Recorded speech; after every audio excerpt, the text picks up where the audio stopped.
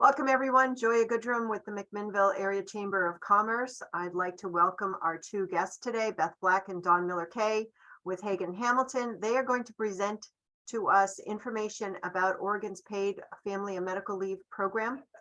And I'll let them take it away and tell you all about each other, or themselves rather, and we'll go from there. Thank you, ladies, for being here. And for those of you on the call, if you would please, if you have a question, please post it in the chat and we will go through them as they, when the time comes, or as we can make it work.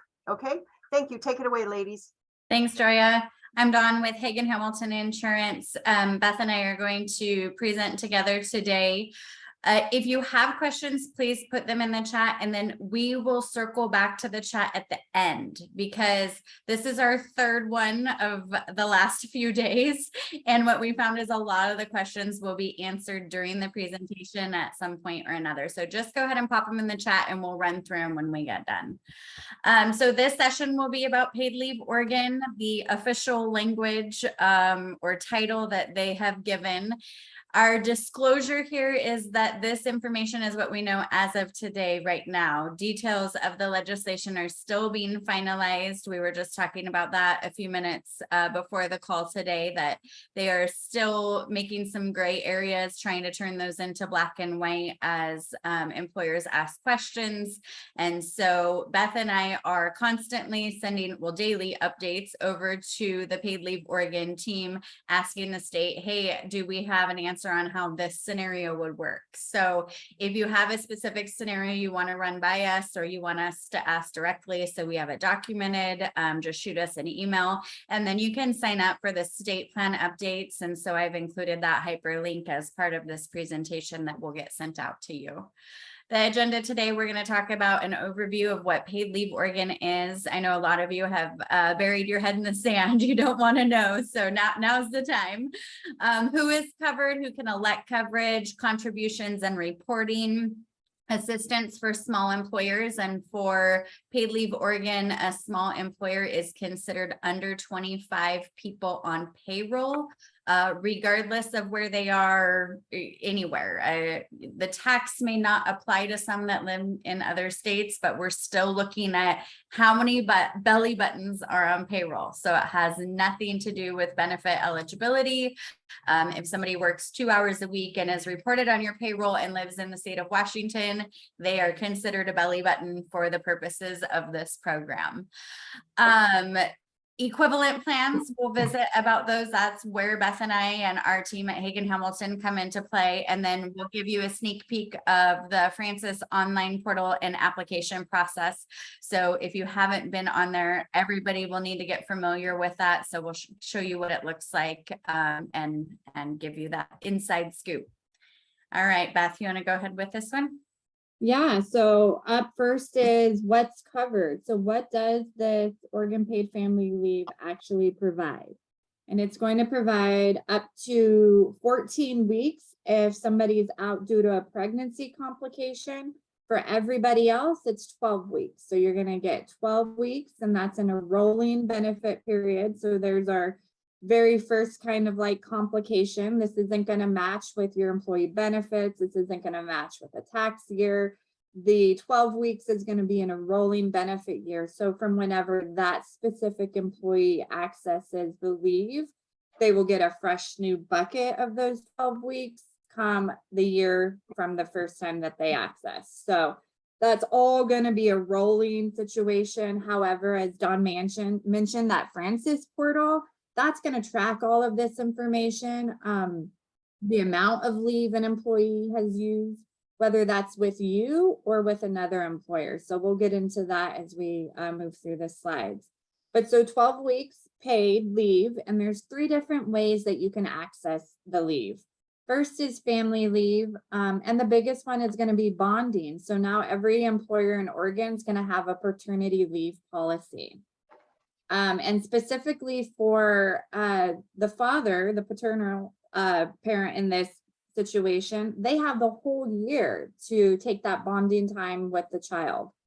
as does the mother, without the exception of short-term disability. So if you do have short-term disability, and we have a whole slide on how that could still be beneficial even with Oregon paid family leave. If you have short-term disability policy in place, the Oregon paid family leave has to be taken first. So, and the scenarios come up when we're asked questions, if an employee goes out on maternity leave and short-term disability covers that, can they get paid those 6 weeks there and then take the 12 weeks? The answer is no. They have to take the 12 weeks directly from the paid leave organ. That has to pay first before short-term disability. And in that case, by the time the 12-week leave was done, short-term disability wouldn't apply for a maternity situation in that case. Family leave also outside of bonding to care for a family member. And on our next slide, we'll show how broad that definition is of a family member, because Oregon did include affinity language when addressing what a family member is. So there's really no relationship that needs to be established. But if you have a family member, a child, or anybody else who has a health condition, you could submit the paperwork, doctor records for that member's health condition, and then you get up to 12 weeks to take care of that family member.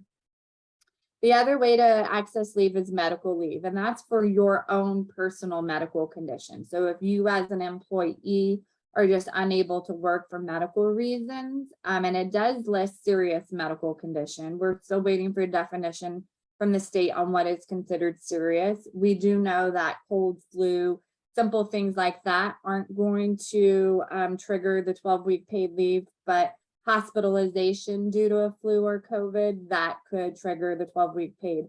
But this would be in the situation that I, as the employee and unable to work, I could access the 12 weeks paid through medical. And then the last leave is safe leave. So if an employee finds themselves in a domestic violence situation or stalking harassment, then they can submit court records, police records, and such, and get up to those 12 weeks paid to get themselves out of that situation. So all kinds of ways to access leave.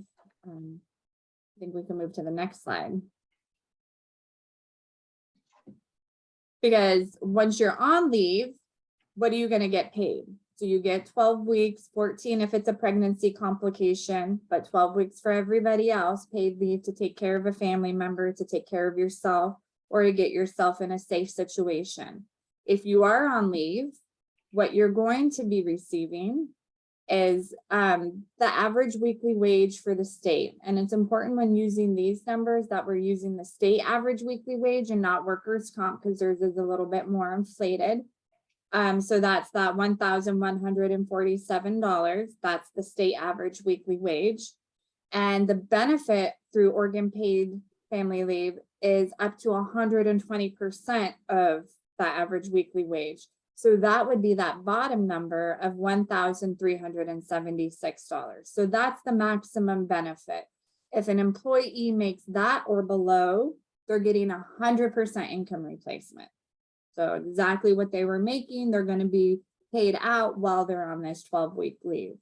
If they make more than the maximum of $1,376, then they're not getting 100%. And the more that they make, the less they're actually getting in wage replacement. To go with the maximum, there's always a minimum. So the minimum an employee would receive if they were a part-time minimal worker would be $57.35 a week. Some important dates, and we're going to throw out a lot of dates to you, but some important dates to remember are the state will begin to take contributions to collect to be able to pay out these leaves on January 1st, 2023. And then benefits will be payable, meaning the very first time an employee can claim any of those leaves would be September 3rd, 2023. So that's where the state is building their reserve pot. January through August of 2023, there's currently no funding for this program. So they're going to build their reserve pot during that time period so they can pay out claims. Go ahead.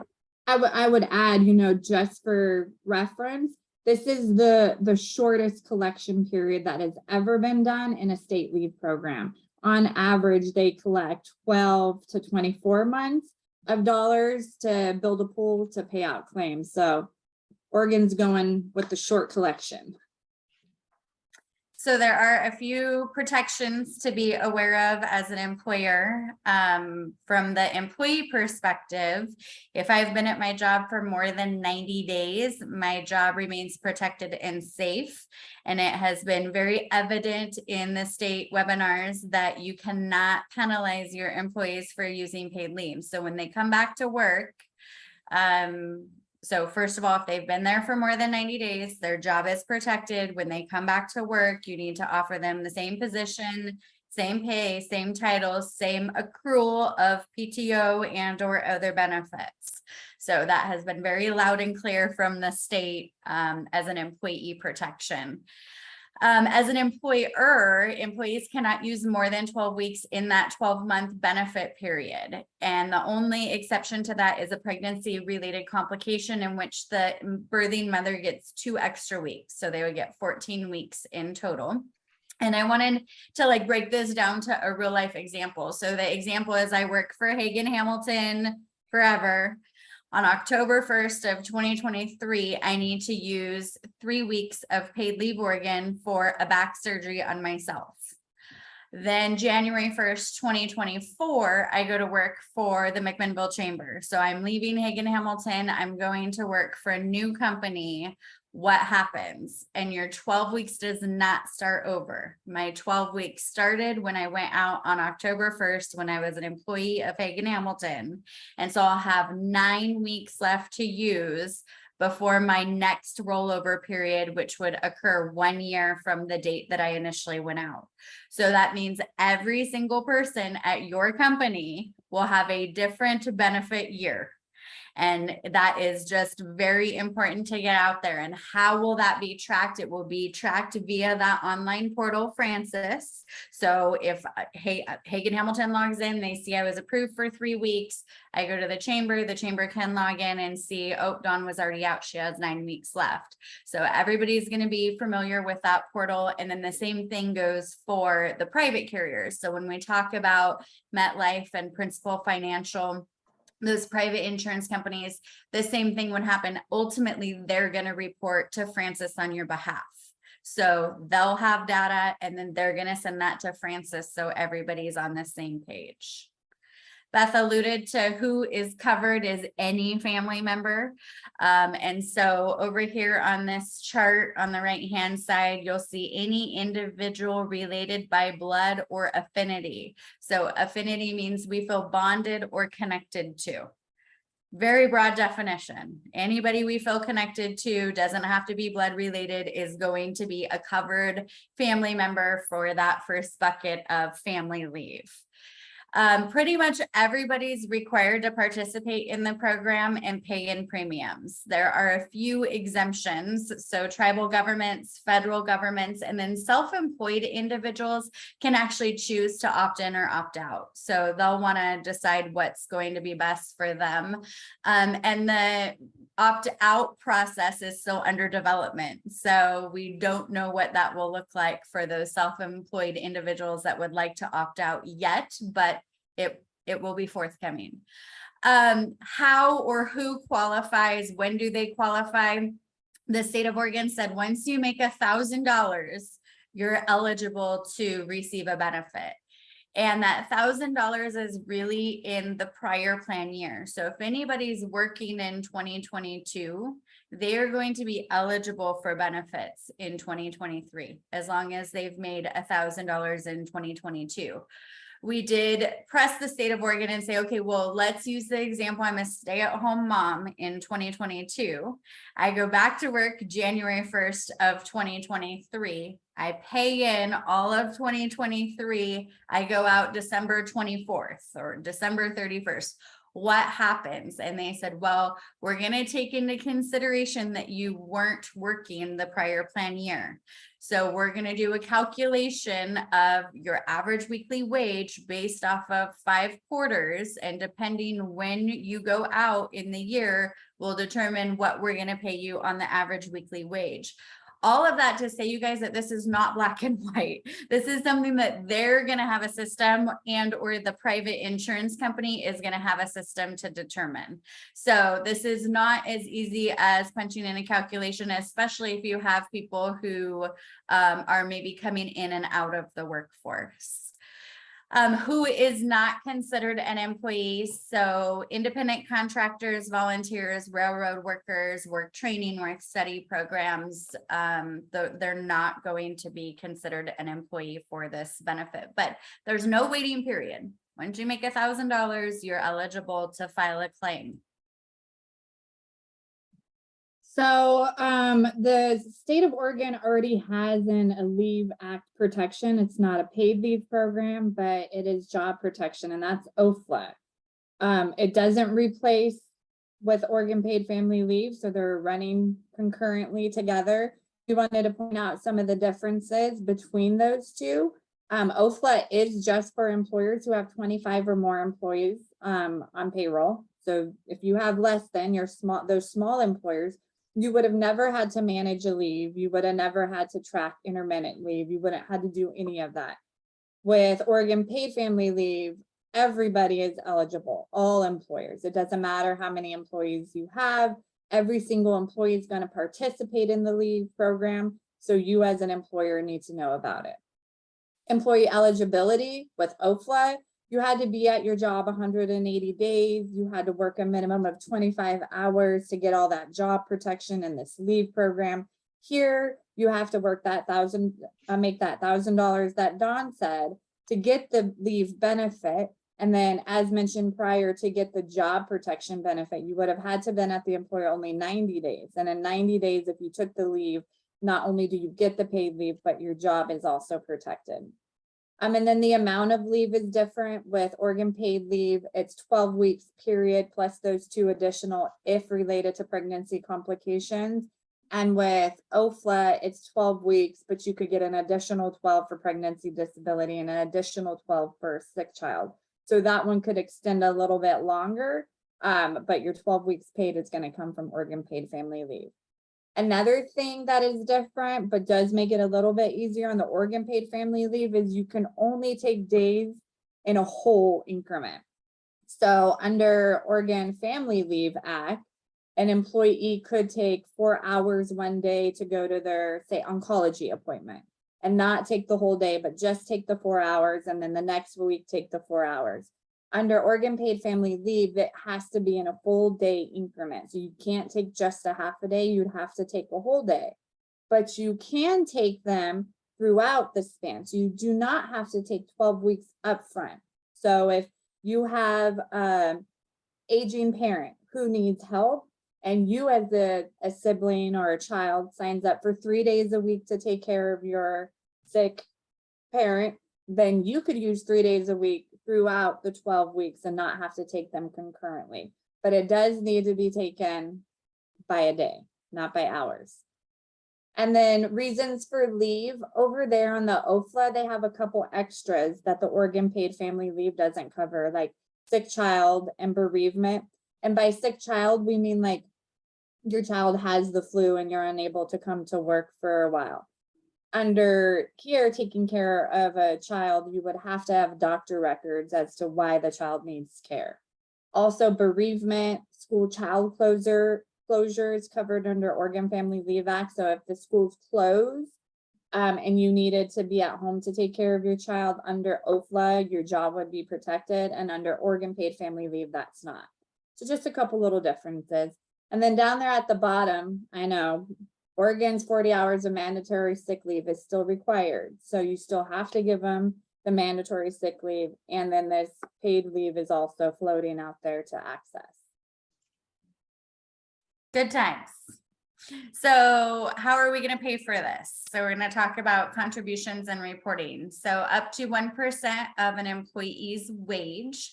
And this is gross wages. So they are looking at tips, at commissions, at bonuses. They're looking at the whole shebang, 1% of wages up to 132,900. So if you have employees that make over that 132,900, that's where it will stop. We won't collect any taxes over that amount.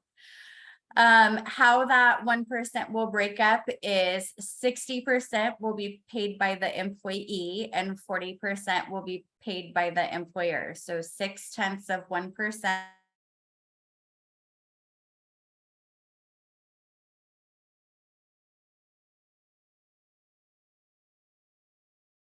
Belly buttons that they that are listed on the payroll report. If you have less than 25 employees on payroll, then the 40% goes away. So there's no employer responsibility and it's strictly employee payroll tax.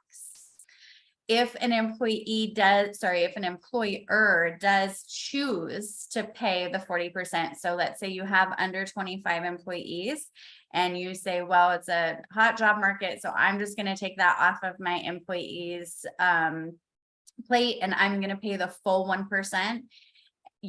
If you take the state plan, so you have to take the state plan, you don't have to, but you have to for this, you are eligible to receive grant monies. And we have a slide on what that looks like. So in order to receive the grant monies, you have to take the state plan is the key language there.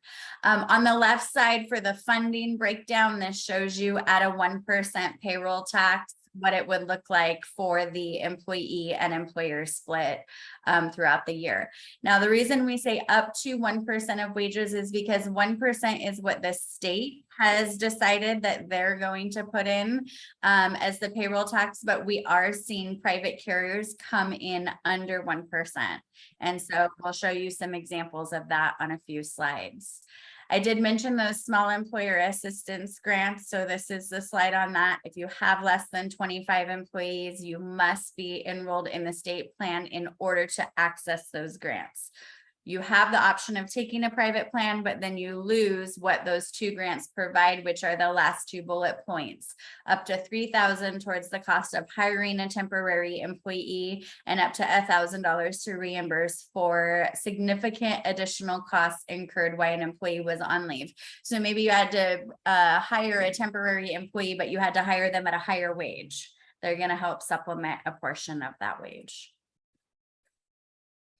So that's the state plan. That's what we all have to participate in. That's what we're all going to have access to come September 3rd, 2023.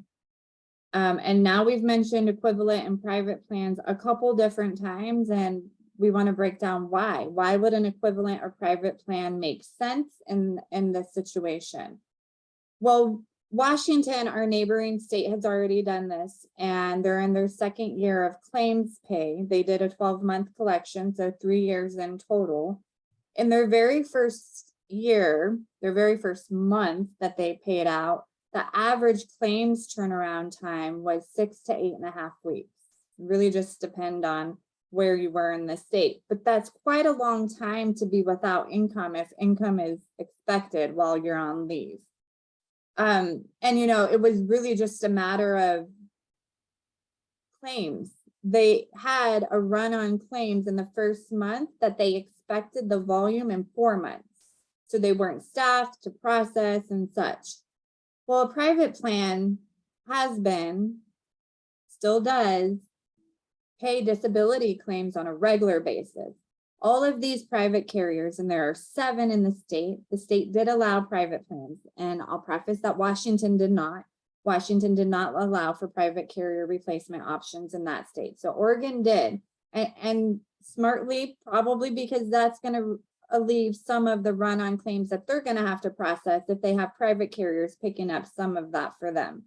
So 7 carriers threw their hats in the ring, and 7 carriers have approved equivalent plans through the state. And equivalent plans are exactly like the state plan. All of the terminology and language we used in the beginning down to the affinity member is all the same through an equivalent plan. The only difference is the administration, who's paying the claim, who's processing it. And so with a private plan number 1, you get a bonus of fast and professional claim service. These carriers have been paying claims, as mentioned, for many, many years, and their turnaround time with documents in hand, 3 to 5 days electronically transferred into your bank account, 7 to 10 days if you want a paper check mailed to your house. So much more manageable timeframes to receive money when you're not working and need that income to roll in. Additionally, these carriers have been in the business to stay in business, so they don't pay claims that aren't accurate or are fraudulent. And we know from many instances when there's a lot of things coming through, sometimes some stuff is missed. So here you're going to have a private carrier who's going to review each leave application and make sure that it is a qualified leave. And if there's any identity theft or anything like that, because there has been run on claims that weren't the actual person, these private carriers can catch that. They'll realize that's not your employee and they won't pay out a claim. One of the biggest bonuses is cost, right? We all want to save dollars, and with a private plan comes a huge bonus of an 8-month tax holiday. And you may be thinking like, well, why do I get an 8-month tax holiday? And that's because these private carriers, to operate legally, already have to have reserves, pools of money to pay claims. So they don't need to collect your money for those 9 months to create a pool to pay the claims. Therefore, those first 8 months until September 1st, you do not need to pay the payroll tax, and you do not need to collect the payroll tax from the employees. So both the employer and the employee will get to win and participate in this 8-month tax-free benefit. Then in most cases, we've seen these private carriers come in under the state's 1%. Specifically, MetLife is a carrier who's offering, if you have less than 199 employees on payroll, they will give you a 0.87 payroll rate, tax rate. So that's 13 cents on the dollar that you and the employee could save. And I say you and the employee because legally, the way that the leave plan was written is that an employee cannot pay more than 60% of 1%. So when you have a less than 1% rate, how that's divvied is really up to the employer. You could still do the 60% of 1% for the employee and the employer take the savings. You could split the 60-40 on the 0.87. You could give a majority of the savings to the employee. It's really flexible when you're working with a private carrier and you have a rate that is less than the state plan. You can also, as a retention and attraction tool, pay the whole thing. You could pay 100% and not take any amount of payroll tax from your employees and just pay the private carrier the whole 1% or 0.87% that they're charging. And then long-term stability. So I mentioned Washington's been doing this for 2 years. So they're in their second year benefit payout, and their payroll taxes increased to 2% come 2023. So 1% is now 2% in Washington. And again, that's because you have a pool of money to pay out. And if the money runs out, you have to collect more money to put into the pool to pay out. With a private carrier, your rate is going to be based on just you and your employees. So if you and your employees are not heavy utilizers of this leave plan, as the state could increase because they need to collect more money to go in the pool, you're in a situation where your risk is just based on you and your employees, and it's more stable where it's not going to increase as the state pool does. I will, though, include here, you can opt out of the state plan at any quarter, and you can opt back into the state plan after a year of being in a private plan. So if at the end of that year, you're like, that private plan, I want to go to the state, there's always that option. This isn't a one choice and then you're stuck with it forever. And then Dawn and I would probably say one of the biggest benefits is the support of Hagan Hamilton. A state plan, and by no means are Dawn and I leave experts. We're employee benefit consultants, and this is kind of crazy for us to be so involved with the state, but we are. And when it's a state plan, even though you're as an employer aren't responsible for the state plan either, your employee's going to come to you and say, hey, I am on leave and it's 4 weeks in and I haven't gotten paid. And you're left without support to help manage that claim or check on it because it's just the state. Where if it is a private plan, these carriers are our partners. So it's not the state, it's us. And we are able to step in and say, well, what's going on? Why haven't this employee received their claim? And interject on your behalf and be there to support you and your employee through these leaves. We think that's priceless, but. So to continue on the equivalent and private plans, Beth mentioned there were 7 carriers in Oregon that applied and were approved by the Oregon Insurance Division. And so this is a very competitive market, very similar to health insurance or dental insurance. You might be wondering, well, how in the heck can they come back lower than the state and offer the same exact benefit? So the caveat is that you must purchase dental or long-term disability coverage with most of the carriers. Some will allow any line. So this is an internal graph we have for the carriers. And so I just took a snippet, but Mutual of Omaha, you have to have 25 employees. In Oregon, and then they'll add any line. So you could add voluntary life insurance, or you could add vision insurance. They're very flexible. So you see Principal, they require 10 employees. So there's, and then what benefits trigger that lower rate, which we've seen with these carriers. They're definitely coming in under the state's 1%. So they're supplementing it by having you add another line. So it's our job to come out and meet with you and decide, does the state rate make the most sense? Or do you already have dental or vision insurance with another carrier? And now we're going to partner to get a private leave. We've had a lot of people who are in the past have inquired about short-term and long-term disability, but never made the jump to purchase those. And the state's kind of saying, well, you're going to get short-term disability. And so they're just looking at bundling that whole package together. So that's where you'd meet with us and we'd make a recommendation. The other advantage is employers will self-report payroll numbers and submit those to the carriers monthly. So the carriers have basically said, you just tell us what your payroll number was, how you're splitting it, send us the check, and we're not concerned about anything else at this point. So the state's program, the way that they're going to do it is they're going to request that you submit your Form 132, your quarterly tax report, which lists all your payroll numbers and your premiums quarterly.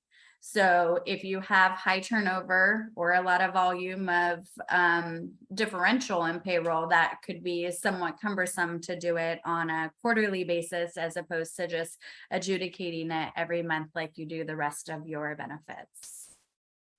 So the process to apply for a private plan, and this is one of those things that changing daily as we get notification on what's the next step if an employer does want to move to a private plan. First, importantly, you must file a separate application for every business tax ID. So if you do own multiple businesses, we can put it collectively on one paid leave Oregon private plan. So like MetLife, one of those carriers could write all of your businesses if you have common ownership, but the state will require you to file an opt-out equivalent plan application for each individual business you have a tax ID for. So we want to make that clear. The initial application fee is $250 and it is non-refundable. That is for the state to process the application and say, yay, you're good to go. I add here that those 7 carriers have been approved by the state already. So this is just a formality to make sure that they're marking you down that you have one of these plans. And on the application, specifically through the Francis portal, they call the 2 plans, one a self-fund plan. So an employer could internally self-fund this paid leave plan. They could collect the payroll tax. They'd have to show solvency and there's a whole bunch of extra steps, but an employer could do that. Or the other option on the Francis application is a fully insured plan. And this would be a fully insured plan because you're submitting that premium and it doesn't matter what happens to the claims. If you only put in $3,000 worth of dollars and somebody goes on leave and spends 5,000, they're not going to come after you for the rest. So it's a fully insured, your risk is capped at the payroll cost that you're sending in there. So that's the application, the box you would check in the Francis portal for these private plans. So you'd have to do that. You'd submit $250. If you were renewing the next year on your private plan and you stayed with the same carrier, you didn't make changes, then it would be $150 reapplication fee. And you have to do that for 3 years. So for the first 3 years, the state wants you to check in each year with them to say, yes, I'm still on my private plan. Yes, I'm still on my private plan. So if you move carriers in the second year, it would be another $250. If you stayed, it would be $150. The effective date of the private plan approval will be the first day of the calendar quarter following the department's approval. That's important because what that's saying is you don't have to just do it right now. If you're on the fence and you're not sure if you want to go to a private plan or the state plan, you could jump into the state plan and then come November, you're like, I just really didn't like that. My employees didn't like that. It wasn't a great experience. You unfortunately missed out on the 8-month tax holiday. But you can file and say, I want to go to a private plan. And then the very next quarter, first of the month, you could start the private plan and stop sending in contributions to the state. So this isn't a one or done. And then this is just that note on solvency. So if you did want to go at this alone and self-fund as an employer, you would have to show solvency and that you have money to pay the claims if there was a run on the claims. So I think we're recommending, the declaration of intent. So for our employers who are like green light, 0.87, Dawn, what was that? She got like a 0.61. 0.61. Like those are savings and an 8-month tax holiday and better administration. Like we really can't think of the downfall to the private plans. So we were like, okay, we got employers who want to go. And the state was like, well, we're not done making our rules. It's not all finalized. And to opt out and get an equivalent plan in the $250 application, it asks if you're checking that fully insured box for a certificate of coverage from that carrier. And all of the carriers haven't received the details on what that certificate has to entail. So we're kind of stuck in a limbo thing. So our recommendation from the state was to fill out the declaration of intent. This is also on the Francis portal. And the declaration of intent does not cost anything. So that $250 is not due until you actually fill out the equivalent plan application. But this saves your place in line and establishes your intent to go with a private plan once the state finishes their rules and allows the carriers to provide their certificates of coverage. So timelines, because we threw a lot of different dates at you. It's very easy if you're taking the state plan. Payroll deductions begin on January 1st, 2023. They're going to build their reserve pool. Employees can begin applying for benefits September 3rd, 2023. If you're taking a private plan, you have until November 30th to get your declaration of intent in, which would then give you that tax holiday, that 8-month tax holiday. You can take a private plan later, as Beth said, but you're going to miss out on those 8 months. You will then get a certificate of coverage from your private insurance company. So MetLife, Principal, Mutual of Omaha, Sun Life, they're going to send you a certificate of coverage. Those are not available yet because the state is awaiting final decisions before they're going to approve them from the carriers. So once we get those certificate of coverage approved, then we're going to send them out to you. At that point, you'll go back into Francis, upload your certificate of coverage and pay your $250 fee. In order for everything to be golden, it has to be done by May 31st, 2023. So declaration of intent first, certificate of coverage second, and then third, payroll deductions would begin on September 3rd, 2023 when plan benefits go live. Is short-term disability still important? Well, yeah, as mentioned at the top of the presentation, for those who are higher income earners, and you're going to cap at that $1,300 a week. Short-term disability will, if it's you, so let's preface that, if it's you who's on a medical leave and disability applies, then disability insurance would kick in and at least get you to the 66 2/3 or whatever the disability policy states. So it will kick in there for your high income earners. Also, if I'm an employee and I used my 12 weeks to take care of my sick child or my sick parent, and then found myself in my own medical situation, I will be without leave. You only have the 12 weeks in the 12 months. So if I used my 12 weeks to help out a family member and I got sick later, I would have no income protection, no paycheck protection, nothing. So short-term disability would then be a benefit to an employee because for themselves, they would be receiving that short-term disability payment. We do know that if you do currently have a short-term disability policy, come September, those rates will go down significantly because the risk has changed for the short-term disability carriers. If your employees are getting 100% wage replacement at that $1,300, then there's no offsetting with the short-term disability. Therefore, the rates are going to go down significantly. So that was a lot, and we went over, I think, our time, but let me check for questions. I don't see anything in the chat. I guess what we'll close with is just, it's a moving target. We're staying as informed as we can and are trying to provide every employer with the opportunity to look at a private plan. And if it's most cost effective for them and beneficial for their employees, that they take the steps to put themselves in a position to be effective 9/1/23. You had a question, Joya? Yeah, I do. So I have a scenario for you and maybe you can help me with this. So say I'm a higher wage earner, right? I think I might make more than what the minimum would be. I'm not sure because I didn't do the math, but say I am. And I need to go out and because I need a hip replacement because I'm old. And what happens? So I can use my short-term disability. I can use my vacation and my sick leave.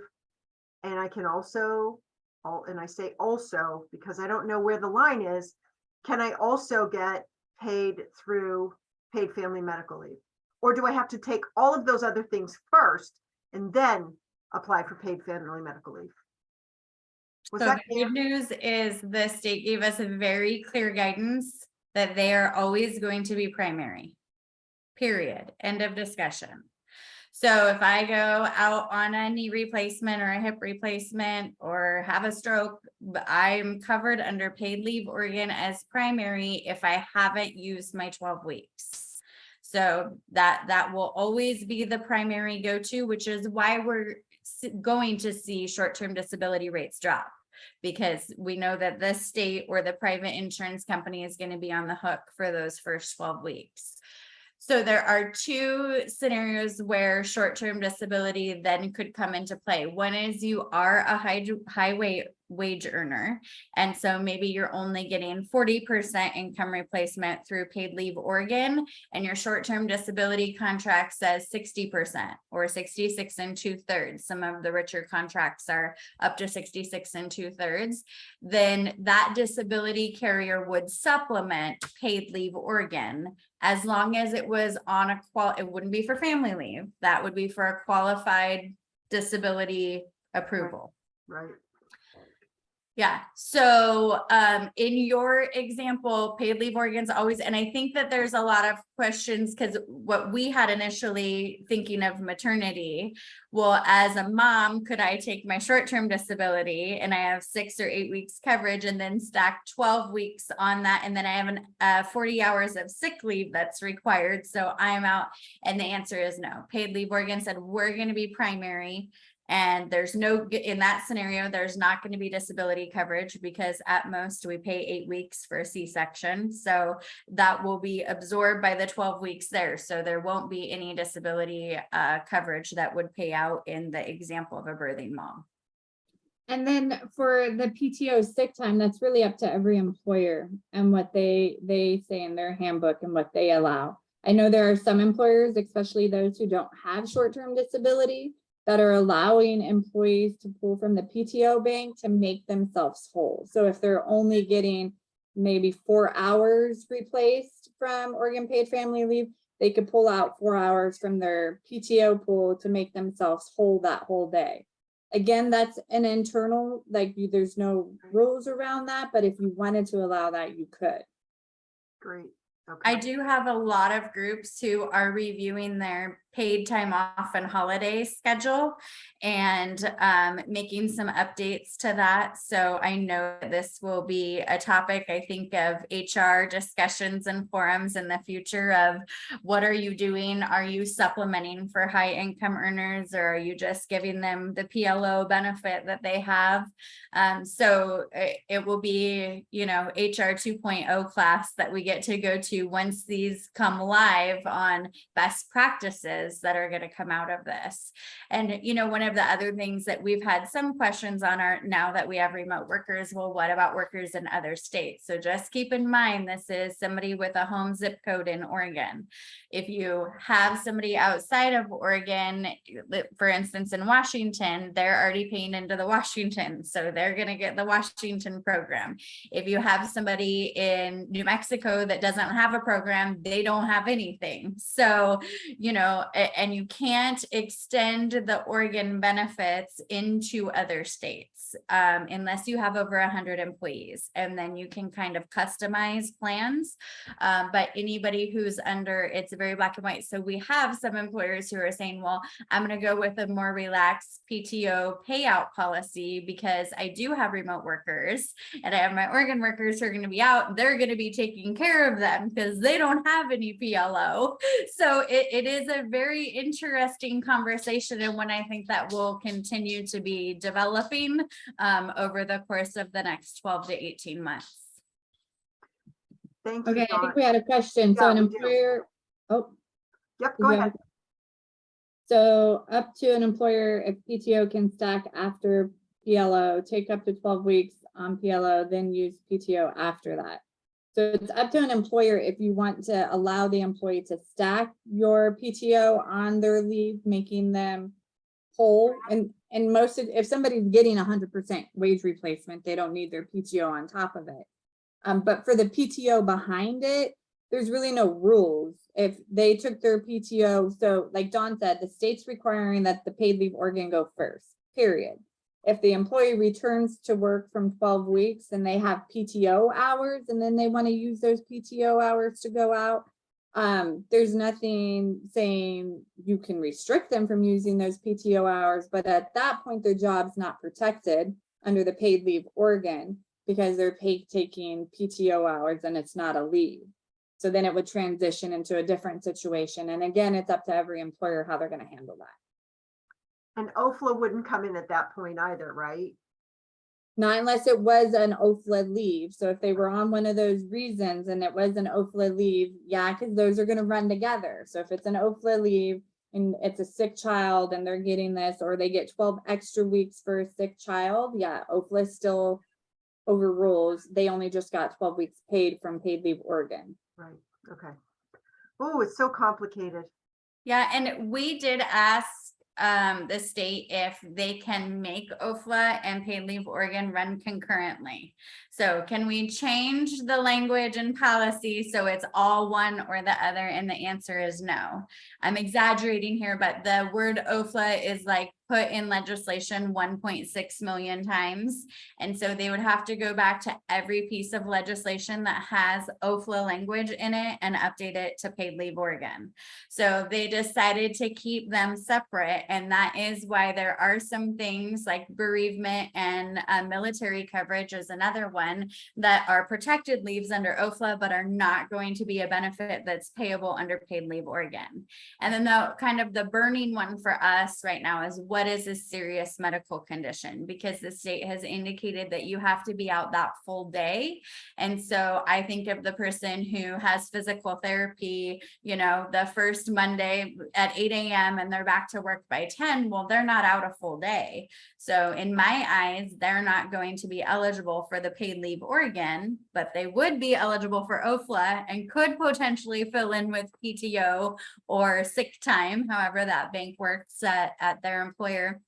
And so there's just some really, what does serious mean? And because it's only a day, if I'm out with COVID for 3 days or 5 days, they've said that's not going to count, but why isn't that going to count? So we're still, that's probably our most, the thing that we want to get our hands around the most is like, what does this really mean? And I don't want to put anything out there, but I could almost see them amending it because one day anybody can get a note for 1 day out of work. So it'll be interesting, to be determined. We're staying very involved, as you can tell, and trying to get all the questions answered that are really down there in the weeds. Wow, so much to know. I am really grateful to both of you ladies for the depth of knowledge and the amount of time you have spent learning this stuff and putting this presentation together for us.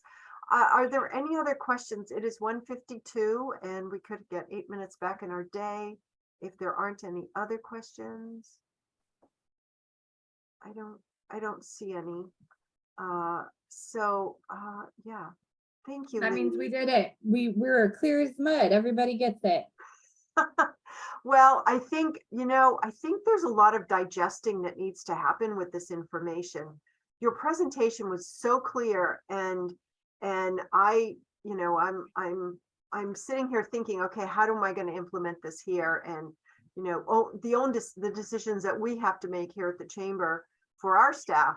And so this has been super helpful to me as well. I appreciate it.